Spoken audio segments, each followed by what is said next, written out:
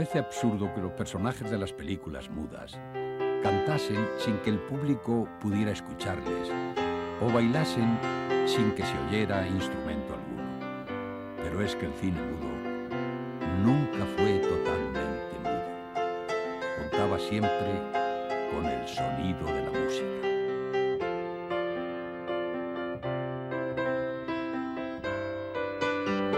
La música, interpretada en la sala durante la proyección de la película, formaba parte inseparable del espectáculo. Su sonido estimulaba la sensibilidad del espectador y creaba el clima preciso para cada secuencia.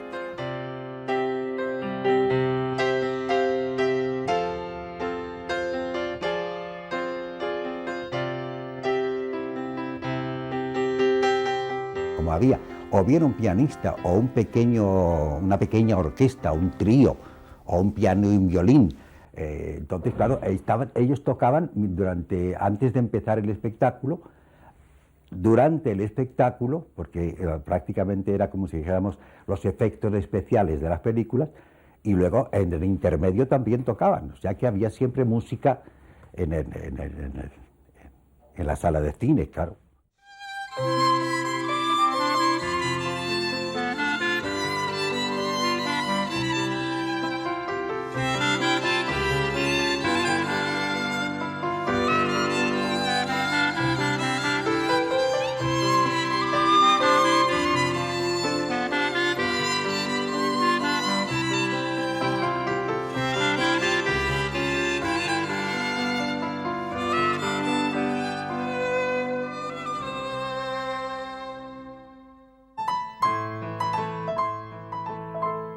El cine mudo no podía limitarse a representar gráficamente las notas musicales.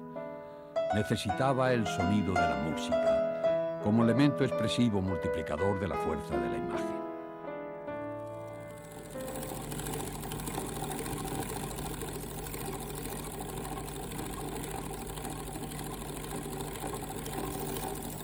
Lo peor que se puede hacer con una película muda es verla en silencio, con el ruido del proyector como único fondo sonoro. En tales condiciones, el público se distrae y le resulta más difícil concentrar su atención en la pantalla.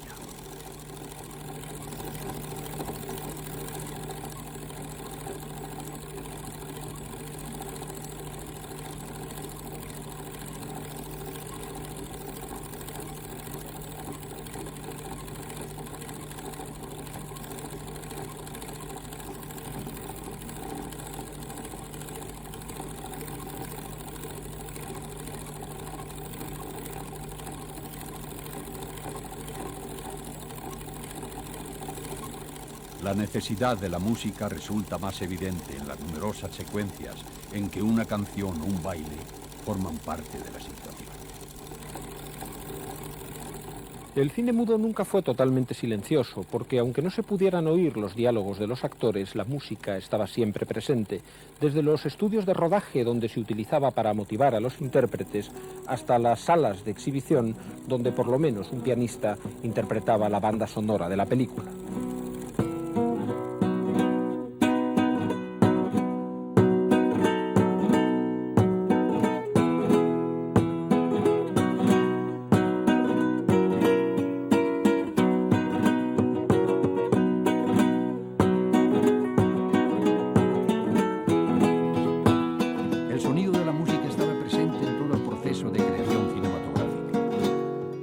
Cuando la productora carecía de medios económicos suficientes para contratar a unos instrumentistas, se recurría a un gramófono.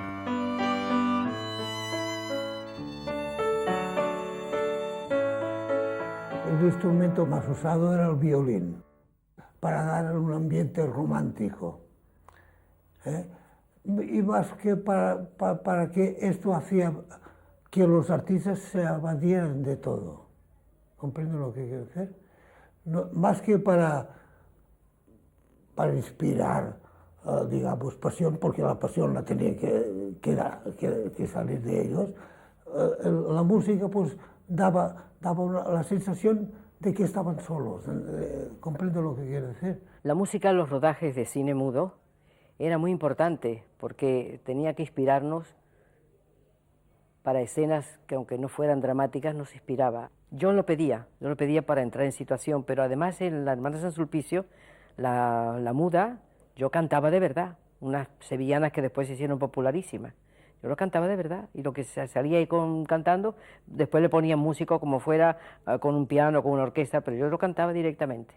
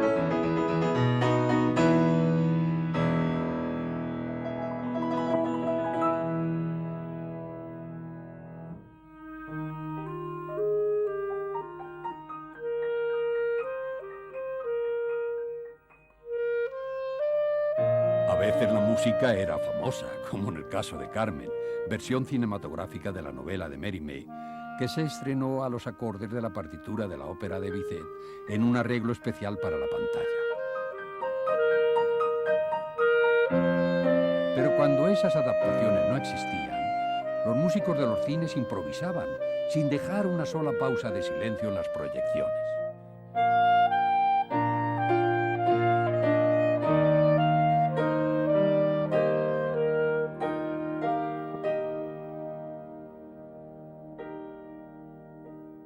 Un pianista, si era cómico, tocaba una melodía, si era una cosa romántica, tocaba otra cosa, si era dramático, otra cosa, pero generalmente, como era siempre el mismo pianista, aunque cambiara el programa, las películas eran distintas, pero las composiciones generalmente se repetían.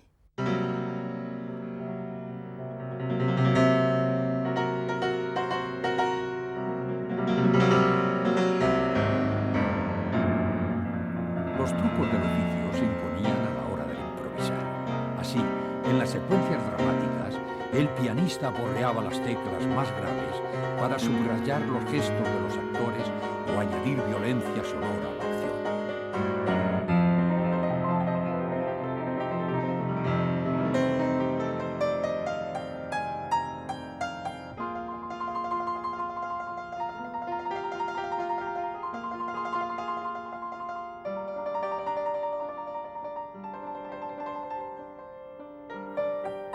Los éxitos musicales del momento resultaban lo más socorrido para acompañar las escenas románticas.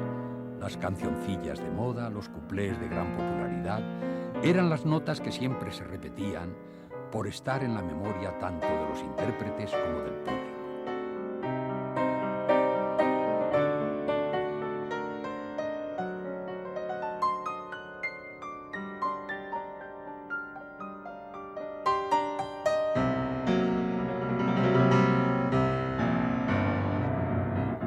Gracias a la habilidad de los músicos, se creaba en la sala un clima variable, de tensión o de diversión, según requirieran las imágenes de la pantalla, y el público llegaba a participar, dando palmadas o tarareando las melodías famosas cuando no intervenía más directamente.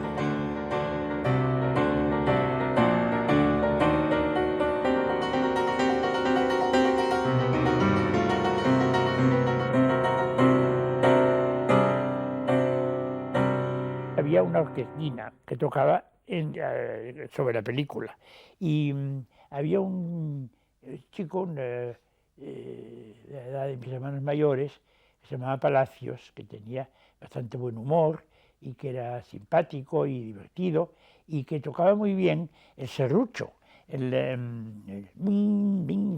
y siempre iba al Real Cinema y y a cierta hora en la película él tocaba su serrucho y era muy aplaudido por todos los espectadores, que le gustaba mucho aquella sesión supletoria del serrucho de Palacios.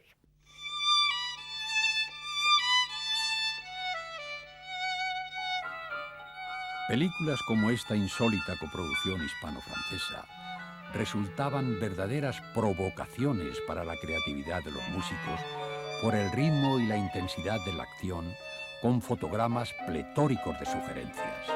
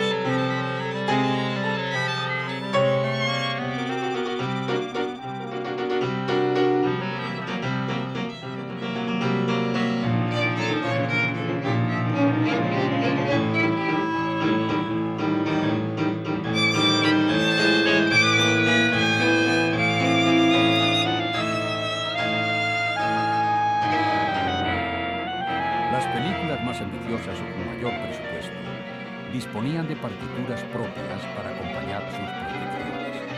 Grandes orquestas actuaban en los cines de lujo, convirtiendo sus sesiones en magníficos espectáculos de imagen y sonido.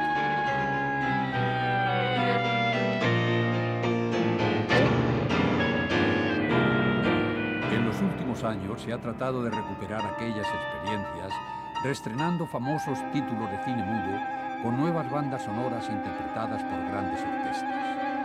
El viento de Sistrum, El ladrón de Bagdad de Walsh, El Napoleón de Gans han vuelto a ser proyectadas con acompañamiento orquestal en festivales de todo el mundo.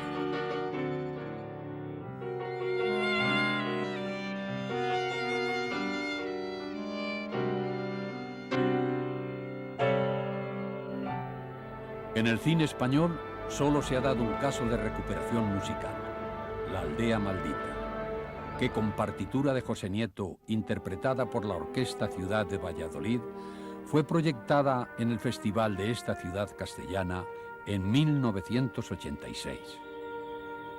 El teatro Teatro Capitol, tenía una plataforma que elevaba a la orquesta en pleno y tocaban los intermedios.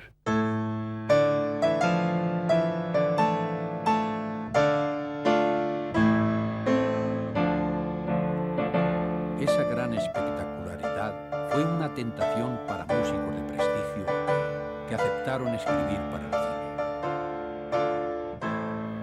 En nuestro país, varios compositores como Villarejo Sobretón escribieron para la pantalla. Entre ellos el maestro Padilla compuso una larga partitura para una película sobre Cristóbal Colón, que fue la cinta más ambiciosa de su época. Desgraciadamente, aquel trabajo de Padilla no ha sido localizado en los archivos musicales.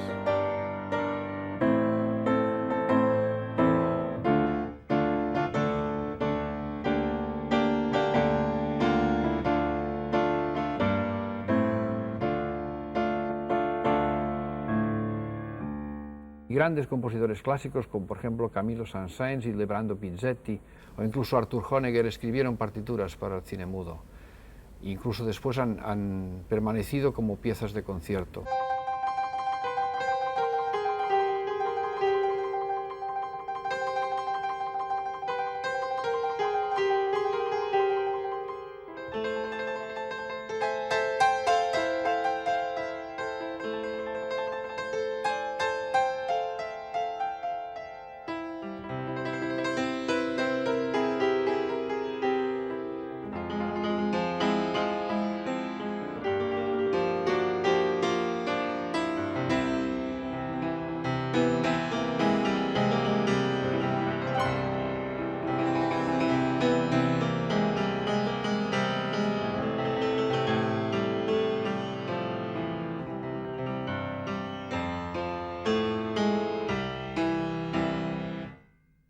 Esto podría ser un ejemplo de lo que podría haberse hecho con las zarzuelas de la época, que también se filmaron en cine. Y claro, naturalmente no podía haber música porque no había sonido. Pero se adaptaron las partituras de las zarzuelas perfectamente bien, con arreglos que por desgracia se han perdido y que hubiera sido necesario conservar, pero en fin. Las primeras adaptaciones de zarzuelas se remontan al inicio del siglo. Segundo de Chomón llegó a realizar 7 en 1910, pero el auge del género se produciría en los años 20. Las zarzuelas ofrecían al cine la seguridad de su éxito teatral, junto a la economía de escenarios naturales y el vestuario alquilado a las compañías de repertorio.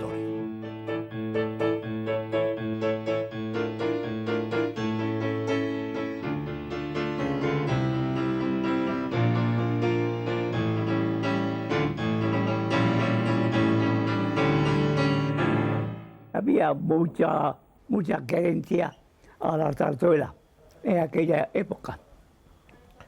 Había querencia y además se rodaban porque salían más baratos. Ni una sola partitura de las zarzuelas adaptadas para el cine mudo figura como tal en los archivos musicales.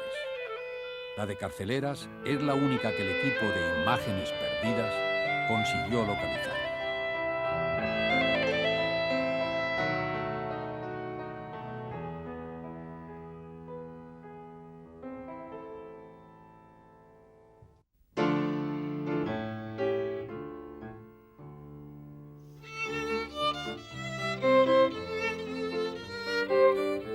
En ocasiones, los libretos musicales no acompañaban en su distribución a los rollos de película. Fuera de los locales de estreno, era frecuente que los pianistas recurrieran a cualquier música distinta a la original. Entonces, las zarzuelas quedaban reducidas a melodramas de escaso valor. Aún así, esos argumentos paliaban la escasez de guionistas que sufría nuestro cine.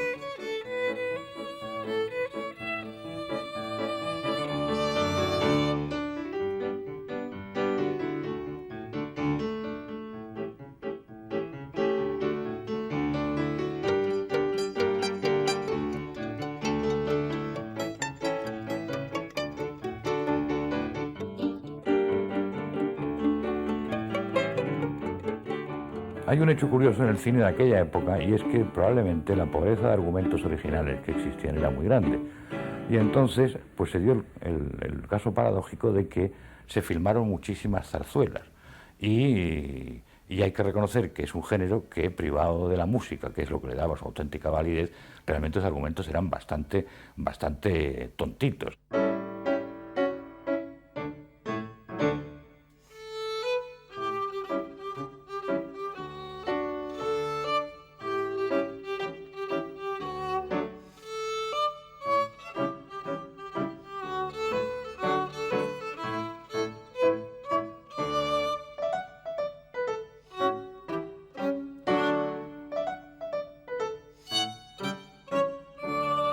Las adaptaciones para el cine respetaban los argumentos, pero desarrollaban escenas no incluidas en los originales escénicos, como esta secuencia humorística sobre el sueño de uno de los personajes de Curro Vargas, rodada en la Alhambra.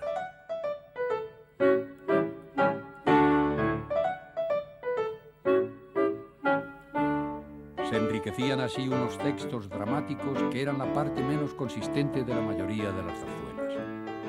Razón de más para no despojar a esas películas del valor añadido que el sonido de la música significaba.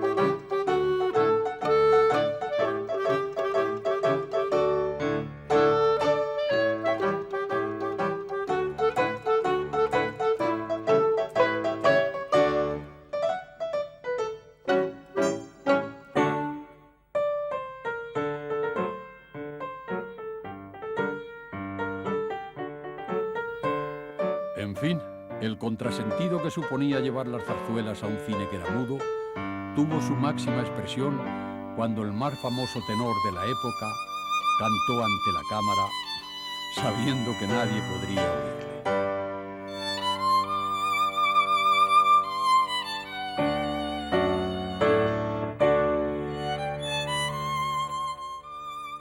Tanto Segundo de Chomón como algunas producciones catalanas habían tanteado el tema de la zarzuela, pero es indudablemente a partir de la realización en 1921 de La verbena de la Paloma, dirigida por José Buch y producida por la Atlántida, al frente de lo cual se encontraba buena parte de la aristocracia y la burguesía política y cultural española, cuando, debido a su éxito masivo, se decide adaptar mayoritariamente toda una serie de zarzuelas, una veintena en total, que son producidas fundamentalmente por la Atlántida y por la FIL española, que posteriormente montarían los Urquijo.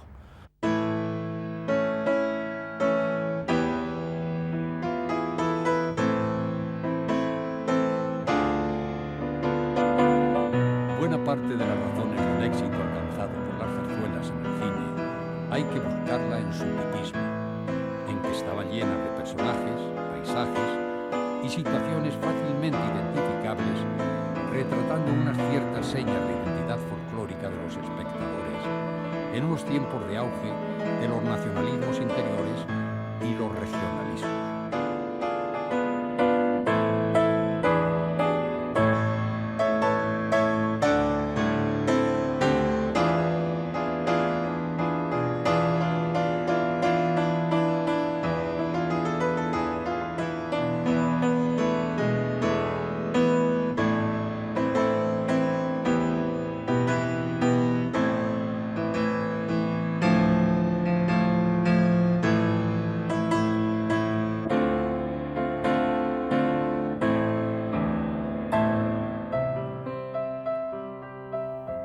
Gran parte de las adaptaciones de zarzuelas se han perdido y de muchas de ellas quedan únicamente anuncios o fotografías.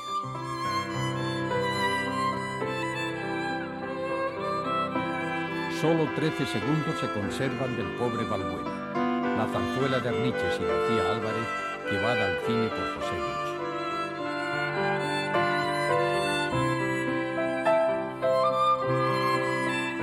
La versión de la Bejarana que rodó Eusebio Fernández Abradín existe entera, pero un deficiente copiado en material de seguridad dejó improyectable la mayor parte de su metraje.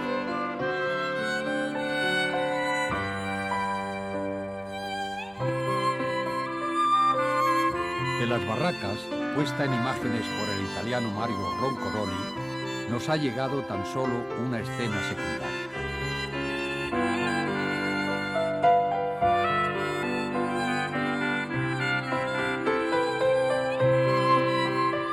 De los chicos de la escuela, otro libreto de Arniches, adaptado y dirigido por Florian Rey, quedan 27 minutos, en fragmentos repartidos entre distintas filmotecas.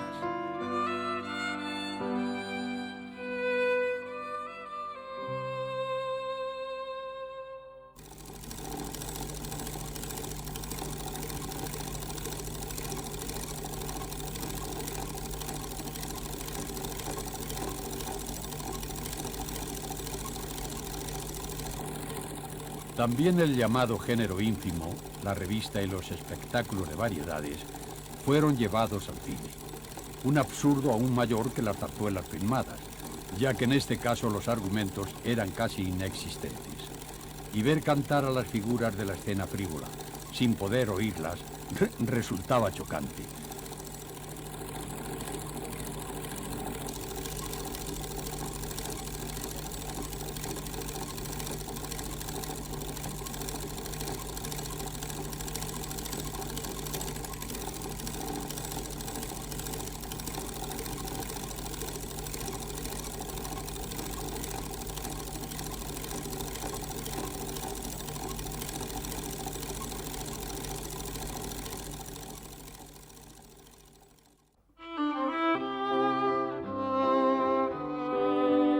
El cine sintió la necesidad del sonido y lo reclamó desde sus imágenes silenciosas. Pero esa ambición expresiva significaría la muerte de un arte singular y sin palabras, que tenía una estética propia.